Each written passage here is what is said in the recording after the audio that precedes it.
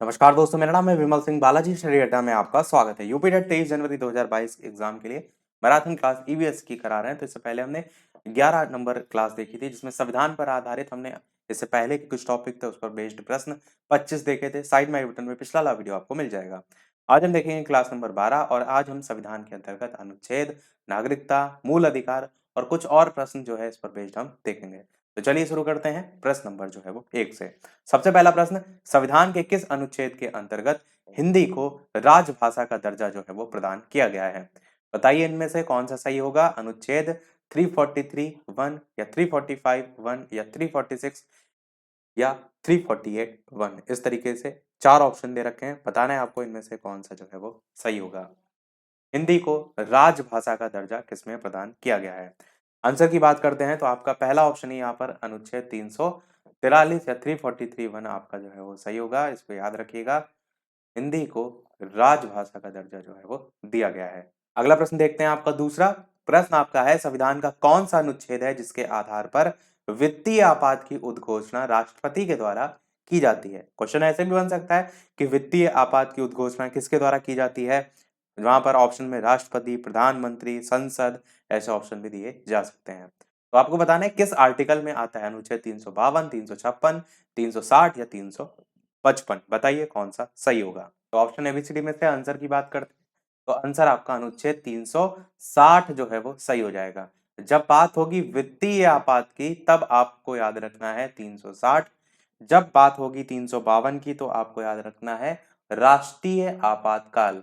Difference याद रखिएगा, राष्ट्रीय आपातकाल 352 में है, 356 जो है इसमें राज्यों में आपातकाल या कह सकते हैं राष्ट्रपति शासन। जब आपसे पूछा जाए तब आपको जो है वो याद रखना है अनुच्छेद 356।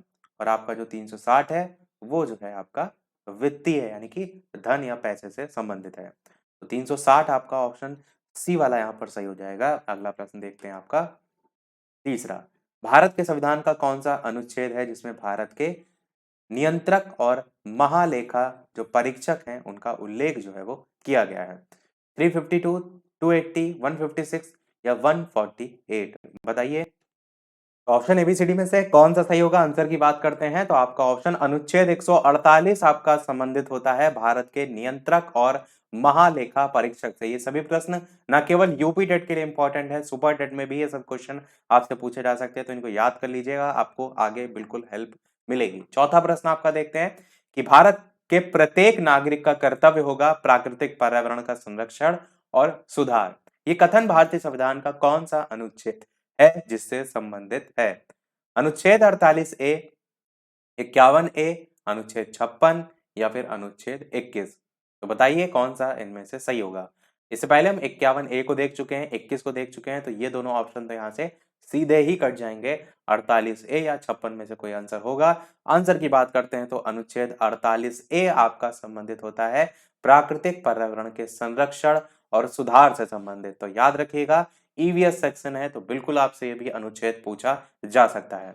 पांचवा प्रश्न है, भारतीय संविधान का कौन सा अनुच्छेद है जिसमें अनुसूचित जातियों और अनुसूचित जनजातियों के आरक्षण का प्रावधान किया गया है? अनुच्छेद 365, अनुच्छेद 375, अनुच्छेद 315 या अनुच्छेद 335। तो बताइए किस अनुच्छेद में अनुसूचित जातियों और अनुसूचित जनजातियों के आरक्षण का प्रावधान किया गया है? तो ऑप्शन एबीसीडी में से आंसर की बात करते हैं। अनुच्छेद 335 आपका संबंधित है भारतीय संविधान के अनुच्छेद अनुसूचित जातियों और अनुसूचित जनजातियों के आरक्षण के प्रावधान से संबंधित। तो डी वाला आपका ऑप्शन सही होगा। छठा प्रश्न देखते हैं, आंध्र प्रदेश एक भाषाई राज्य के रूप में गठित किया गया 1950 में, 1953 में, 1956 में या फिर 1961 में? बताइए आंध्र प्रदेश एक भाषाई राज्य के रूप में गठित जो है वो कब किया गया? आंसर की बात करते हैं इन चार ऑप्शन में तो आपका ऑप्शन 1953 आपका जो है वो सही होगा। यहाँ पर बात हो रही है भाषाई राज्य के रूप में गठन की। अधिनियम पूछा जाएगा तब आपका प्रश्न जो है वो बदला होगा। तो ये भी ध्यान रखिएगा कौन सा राज्य था वो पहला भाषा के आधार पर गठन होने वाला, तो वो आंध्र प्रदेश था। यहाँ से भी क्वेश्चन आपसे पूछा जा सकता है। अगला प्रश्न है, किसी राज्य के नाम में परिवर्तन करने का अधिकार इनमें से किसको प्राप्त है? अब बहुत देखते हैं कि नाम बदल रहे हैं, वैसे राज्य के नाम बदल करके राज्य के अंतर्गत कोई चौराहा हो गया, कोई सड़क हो गया, तो वो चीज आपको पता होना चाहिए। ये अधिकार अगर राज्य के नाम के संदर्भ में पूछा जाए तो ये अधिकार किसको प्राप्त है? राष्ट्रपति, संसद, संबंधित जो राज्य है उसके विधानमंडल को, या संबंधित राज्य के राज्यपाल को। जैसे उत्तराखंड का पहले नाम उत्तरांचल हुआ करता था, नाम बदला, राज्य है वो अपना। तो बताइए कौन सा इनमें से सही होगा? तो आंसर की बात करते हैं इन चार ऑप्शन में से, तो ये सभी जो कानून होते हैं वो पास होते हैं संसद से, तो संसद को ये अधिकार जो है वो होता है। तो बी वाला आपका ऑप्शन सही हो जाएगा। आठवां प्रश्न कह रहा है अगर भारतीय संघ की बात करें तो उसमें अगर किसी राज्य को आपको सम्मिलित करना है तो वो अधिकार किसके पास होता है? हमने ये बात की कि अगर आपको राज्य का नाम परिवर्तन करना है तो आपका ये काम जो है संसद के द्वारा हो सकता है, पर अगर आपको भारतीय जो संघ है उसमें कोई राज्य जो है उसको शामिल करना है तो वो अधिकार किसे होता है? राष्ट्रपति, प्रधानमंत्री, संसद या लोकसभा अध्यक्ष? तो बहुत से लोग होंगे यहाँ पर गलती कर सकते हैं, क्योंकि भारतीय संघ में शामिल हो रहा है कोई बाहरी राज्य तो राष्ट्रपति या लोकसभा अध्यक्ष या प्रधानमंत्री के साथ जा सकते हैं, पर यहाँ पर भी संसद ही सही होगा। संसद के थ्रू ही सभी कानून जो है आपके पास होते हैं, तो दोनों में ही कंडीशन में ही संसद आपका सही होगा। अगला है किसी राज्य का क्षेत्र घटाया या बढ़ाया जा सकता है, तो किसके द्वारा ये किया जा सकता है? ये आपको बताना है। राष्ट्रपति के द्वारा, या फिर संसद, या राज्य व्यवस्था, या क्षेत्रीय परिषद। किसी राज्य का क्षेत्र घटाया या बढ़ाया जा सकता है किसके द्वारा? आंसर की बात करते हैं तो यहां पर भी आपका संसद ही जो है वो सही होगा। संसद जो है उसके द्वारा किसी राज्य का क्षेत्र घटाया या बढ़ाया भी जा सकता है। तो तीनों कंडीशन हमने देख ली, बस यही तीन आपको याद रखनी है। क्षेत्र घटाना बढ़ाना हो राज्य का, या किसी राज्य का नाम परिवर्तन करना हो, या जो भारतीय संघ में किसी राज्य को शामिल करना हो। तीनों ही कंडीशन में संसद ही आपका ये काम करेगा। 10वां प्रश्न है राज्य पुनर्गठन अधिनियम कब पारित किया गया? 1950 ईस्वी, 1952 ईस्वी, 1956 ईस्वी या 1959? बताइए कौन सा इनमें से सही होगा? राज्य पुनर्गठन अधिनियम, ये भी ध्यान रखिएगा, हमने आंध्र प्रदेश की बात की थी, वो आपका शामिल हुआ था 1953 में, पर राज्य पुनर्गठन अधिनियम आपका बना था 1956 ईस्वी में। तो 1956 ईस्वी आपका यहाँ पर बिल्कुल सही होगा। तो दोनों ही सन आपको जो है वो याद रखने हैं। भाषा के आधार पर गठन होने वाला पहला राज्य था आपका आंध्र प्रदेश, और वो आपका हुआ था 1953 में, और राज्य पुनर्गठन अधिनियम तो 1956। 11 प्रश्न है भारतीय संविधान में नागरिकता के प्रावधान को कब लागू किया गया? 1950, 1949, 1951 या 1952? अच्छा, जो हमने एक क्वेश्चन अभी देखा था राज्य पुनर्गठन आयोग से संबंधित, वो ध्यान रखिएगा। उसके अध्यक्ष अगर आपसे पूछ लिए जाए तो वो फजल अली थे। राज्य पुनर्गठन आयोग के अध्यक्ष अगर आपसे पूछ लिया जाए तो फजल अली थे, बस इतना याद रखिएगा। तो इस प्रश्न की बात करते हैं, भारतीय संविधान में नागरिकता के प्रावधान को कब लागू किया गया? तो ऑप्शन एबीसीडी में से 1949 आपका जो है वो सही होगा, ध्यान रखिएगा। नागरिकता के प्रावधान को लागू किया गया। अगला प्रश्न देखते हैं आपका, प्रश्न नंबर 12। कितने वर्षों तक लगातार बाहर रहने पर जो नागरिकता होती है वो समाप्त हो जाती है? 3 वर्ष, 5 वर्ष, 7 वर्ष या फिर 9 वर्ष? बताइए कौन सा इनमें से जो है वो सही होगा? तो ऑप्शन एबीसीडी में से 7 वर्ष आपका सही होगा। अगर 7 वर्ष से अधिक आप लगातार बाहर रह रहे हैं तो यहाँ की नागरिकता आपकी समाप्त हो जाएगी। तो 7 वर्ष आपको याद रखना है। 13 प्रश्न है किस देश में दोहरी नागरिकता का जो सिद्धांत है वो स्वीकार किया गया है? क्योंकि हमारे भारत देश में कैसी नागरिकता है? तो एकल नागरिकता है अगर भारत की जो है वो बात की जाए। पर यही चीज यहाँ पर पूछी गई है कि किस देश में दोहरी नागरिकता का सिद्धांत स्वीकार किया गया है? भारत, कनाडा, ऑस्ट्रेलिया या संयुक्त राज्य अमेरिका? बताइए कौन सा सही होगा। साथ ही साथ वीडियो को लाइक और शेयर भी करते रहिएगा। आपकी एंगेजमेंट आपके लाइक और शेयर से पता चलती है, तो सभी लोग वीडियो को लाइक भी अवश्य करते रहिएगा। तो बताइए दोहरी नागरिकता के संदर्भ में। चलिए आंसर की बात करते हैं, तो आपका ऑप्शन संयुक्त राज्य अमेरिका जो है वो यहाँ पर सही होगा। संयुक्त राज्य अमेरिका जो है दोहरी नागरिकता का जो सिद्धांत है वो स्वीकार किया गया है। अगला प्रश्न देखते हैं आपका 14 की भारत में एकल नागरिकता की जो अवधारणा है वो कहाँ से ली गई है? मैंने बताया ना कि भारत में आपकी एकल नागरिकता का प्रावधान है, तो ली कहाँ से गई है? इंग्लैंड से, यूएसए से, कनाडा से या फिर फ्रांस से? यहाँ से भी एक ना एक क्वेश्चन पूछ लिया जाता है, वैसे इस पर बेस्ड हमने क्वेश्चन इससे पहले भी आपको जो है वो कराए। तो बताइए कौन सा सही होगा। तो इसको थोड़ा सा ट्रिक से भी जोड़ सकते हैं। सबसे पहले तो आंसर की बात करते हैं, इंग्लैंड आपका सही हो जाएगा। इंग्लैंड आए थे तो अपने साथ जो है वो इंग्लिश भाषा को लाए थे। अकेले अंग्रेजी भाषा आप थोड़ा सा एक अकेले से यानी एक सिंगल से एकल नागरिकता को जोड़ सकते हैं कि हमारे यहाँ की मातृभाषा हिंदी है। इंग्लैंड अंग्रेज आए थे तो क्या लाए थे, अकेले अंग्रेजी भाषा लाए थे। तो एकल से एक लैंग्वेज को आप जोड़ सकते हैं यानी कि इंग्लिश को, तो एकल नागरिकता इंग्लैंड से। 15 प्रश्न है, मौलिक अधिकारों का निलंबन जो है वो कौन कर सकता है? प्रधानमंत्री, संसद, राष्ट्रपति, सर्वोच्च न्यायालय। बताइए कौन सा सही होगा? मौलिक अधिकारों का निलंबन इनमें से कौन कर सकता है? तो ऑप्शन एबीसीडी में से आंसर की बात करते हैं तो मौलिक अधिकारों का निलंबन केवल केवल राष्ट्रपति कर सकता है।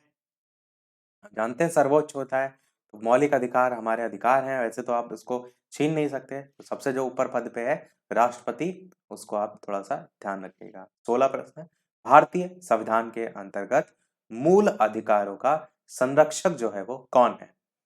संसद, राष्ट्रपति, न्यायपालिका, मंत्रिमंडल। बताइए भारतीय संविधान के अंतर्गत जो मूल अधिकार हैं उनका संरक्षक कौन होता है? तो इस चीज को ध्यान रखिएगा कि अगर बात हो रही है, इससे पहले वाला प्रश्न मैं आपको दिखाता हूं कि निलंबन की मौलिक अधिकारों का तो राष्ट्रपति होगा, पर अगर मूल अधिकारों के संरक्षक की बात करें तब राष्ट्रपति नहीं होगा, तब आपका न्यायपालिका हो जाएगा। या अगर आपको ऑप्शन में सर्वोच्च न्यायालय दिया होगा तो सर्वोच्च न्यायालय भी आपका जो है वो सही हो सकता है। तो सर्वोच्च न्यायालय कह लीजिए या न्यायपालिका कह लीजिए, ये होता है आपका भारतीय संविधान जो है उसके अंतर्गत मूल अधिकारों का संरक्षक। अगला प्रश्न देखते हैं 17, निम्नलिखित में से किस अनुच्छेद में कहा गया है कि किसी भी व्यक्ति को एक ही अपराध के लिए एक बार से अधिक अभियोजन एवं दंडित नहीं किया जाएगा? अनुच्छेद 20, अनुच्छेद 21, अनुच्छेद 22 या अनुच्छेद 17। बताइए कौन सा सही होगा? तो ऑप्शन एबीसीडी में से आंसर की बात करते हैं तो आपका ऑप्शन अनुच्छेद 20 यहाँ पर जो है वो सही होगा। अनुच्छेद 20 में ये कहा जो है वो गया है कि किसी भी व्यक्ति को एक ही अपराध के लिए एक बार से अधिक अभियोजन एवं दंडित नहीं किया जाएगा। अगला प्रश्न देखते हैं 18, व्यक्तिगत स्वतंत्रता के लिए निम्नलिखित में से कौन सी रिट याचिका दायर की जा सकती है? परमादेश, अधिकार परीक्षा, बंदी प्रत्यक्षीकरण या फिर उत्प्रेषण। रिट जो है आपकी टोटल, इनसे भी क्वेश्चन कई बार पूछ लिए जाते हैं, तो बताइए व्यक्तिगत स्वतंत्रता से संबंधित कौन सी जो है वो होती है? बंदी प्रत्यक्षीकरण आपका आंसर यहाँ पर जो है वो सही होगा। मैंने आपको इससे पहले भी बताया भी है, कहते हैं इसको हैबेस कॉर्पस करके, इंग्लिश में नाम होता है हैबियस कॉर्पस करके। और यूज इसका अधिकतर तब किया जाता है जब किसी को अवैध रूप से जो है वो बंद किया गया, कस्टडी में रखा गया है, तो ऐसे व्यक्ति को छुड़ाने के लिए आप कह सकते हैं। तो व्यक्तिगत स्वतंत्रता से संबंधित जो है वो ये रिट जो है वो हो जाती है। अगला प्रश्न देखते हैं 19, भारत में उच्चतम न्यायालय में निम्नलिखित मामलों में से किसने माना था कि मौलिक अधिकारों में संशोधन जो है वो नहीं किया जा सकता? ए गोपालन का मामला, केशवानंद भारती का मामला, एमसी मेहता का मामला या फिर गोरखनाथ का मामला। किसने माना था कि मौलिक अधिकारों में संशोधन जो है वो नहीं किया जा सकता? ये आपसे जो है यहाँ पर पूछा गया है। तो आंसर की बात करते हैं इन चार ऑप्शन में से सही कौन सा होगा? तो आपका ऑप्शन यहाँ पर गोलकनाथ का मामला, जो फोर्थ वाला ऑप्शन है, ये जो है वो सही होगा। गोलकनाथ का जो मामला है, इसका पूरा है गोलकनाथ बनाम पंजाब राज्यवाद, ऐसे करके आपको देखने को मिलता है। सन है 1967। इसमें अनुच्छेद एक था 368। इसमें निर्धारित प्रक्रिया के माध्यम से जो मूल अधिकार हैं उनमें संशोधन पर रोक लगा दी गई थी, यानी संसद जो है वो मूल अधिकारों में संशोधन नहीं कर सकती है। तो आप ध्यान रखिएगा, मौलिक अधिकारों में संशोधन किससे संबंधित है? गोलकनाथ का मामला आपको याद रखना है। अगला देखते हैं, भारतीय संसद के दोनों सदनों की संयुक्त बैठक के संबंध में होती है? संविधान संशोधन विधेयक, वित्त विधेयक, साधारण विधेयक या भारत के राष्ट्रपति का निर्वाचन। दोनों सदनों की संयुक्त बैठक के संबंध में जो यहाँ पर पूछा गया है। और जो संविधान के क्वेश्चन चल रहे हैं आज की क्लास में लगभग हो जाएंगे। अब हम विज्ञान के क्वेश्चन देखेंगे, क्योंकि सभी लगभग हमने जो पोर्शन है वो लगभग लगभग जो है जहां जहां से क्वेश्चन आपके पेपर में आए हैं उनको ले लिया है। तो विज्ञान के प्रश्न जो है हम अगली वाली क्लास में देखेंगे। आंसर की बात करते हैं, तो आंसर की बात करते हैं इन चार ऑप्शन में से, तो दोनों सदनों की संयुक्त बैठक जो है वो साधारण विधेयक के संबंध में होती है। सी वाला आपका ऑप्शन सही होगा। 21 प्रश्न है, साधारण विधेयक से संबंधित गतिरोध को दूर करने के लिए संसद के दोनों सदनों की संयुक्त बैठक कौन बुलाता है? कई बार डायरेक्ट ऐसे भी पूछ लिया जाता है, संसद के दोनों सदनों की संयुक्त बैठक कौन बुलाता है। कई बार पूरा पूछा जाता है कि साधारण विधेयक से संबंधित कोई गतिरोध है उसको दूर करने के लिए, क्योंकि हमने देखा ना कि दोनों की जो संयुक्त बैठक होती है वो साधारण विधेयक से ही संबंधित होती है। ए ऑप्शन राष्ट्रपति, बी है राज्यसभा का सभापति, सी है लोकसभा अध्यक्ष या और डी है मंत्री परिषद। दो तरीके के क्वेश्चन आते हैं, दोनों सदनों की संयुक्त बैठक कौन बुलाता है या आहूत करता है, और एक ये आता है कि उसकी अध्यक्षता कौन करता है। तो सबसे पहले इसके आंसर की बात करते हैं, तो आपका ऑप्शन, इन चारों ऑप्शन में से राष्ट्रपति जो है वो सही हो जाएगा। जब बात हो रही है दोनों सदनों को जो है वो बुलाने की, तो राष्ट्रपति जो है ये बुलाता है। पर अगर बात हो रही हो कि अध्यक्षता कौन करता है दोनों सदनों के जो संयुक्त बैठक होती है उसकी, तो वो आपका होता है लोकसभा अध्यक्ष। तो इन दोनों टाइप के प्रश्नों को ध्यान रखिएगा। अगला प्रश्न देखते हैं आपका 22। भारत की पार्लियामेंट या संसद जो है उसका जो उद्घाटन है वो जो है आपसे पूछा गया है, कब जो है वो हुआ था। 1917 में, 1927 में, 1937 में या 1947 में। बताइए, भारत की पार्लियामेंट या संसद का उद्घाटन कब जो है वो हुआ था।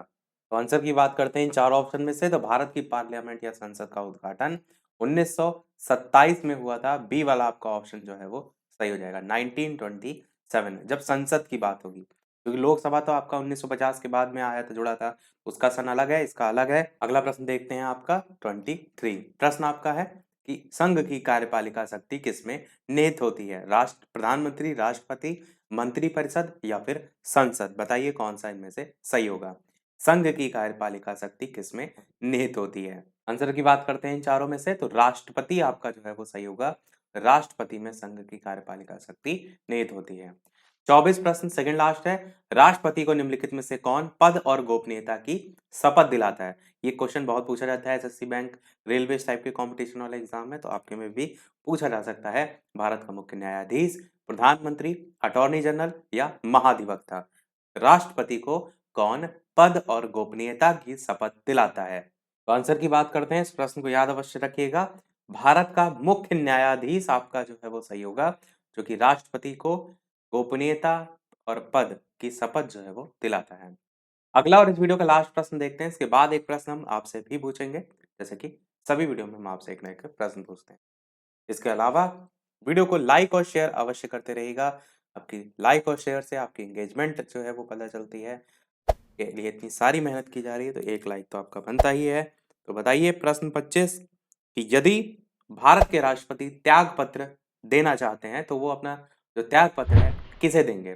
भारत के मुख्य न्यायाधीश को, भारत के उपराष्ट्रपति को, भारत के मुख्य चुनाव आयुक्त को या फिर भारत के प्रधानमंत्री को, अगर अपना त्याग पत्र जो है राष्ट्रपति देना चाहता है।